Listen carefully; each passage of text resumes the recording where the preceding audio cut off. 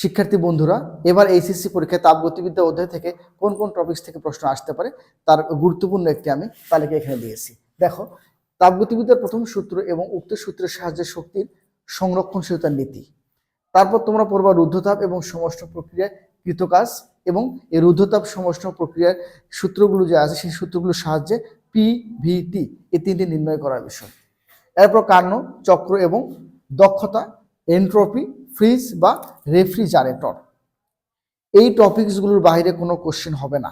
তবে আমি এখানে দেখো 2 স্টার দিয়েছি রুদ্ধতাপ সমষ্ণ প্রক্রিয়ার কৃতকাজ এবং সেই সূত্রের সাথে পিভিটি সবচেয়ে বেশি ইম্পর্টেন্ট। এইটা এখানকার থেকে প্রশ্ন আসার সম্ভাবনা সবচেয়ে বেশি আছে, অথবা এইটা, এই দুই টপিকস থেকে প্রশ্ন আসার সম্ভাবনা বলতে গেলে 90%।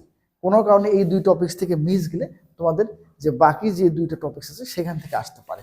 আশা করি তোমরা এই অনুযায়ী পড়ো, এই পরীক্ষায় খুবই কাজে দিবে এই সাজেশনটি। সবাইকে ধন্যবাদ।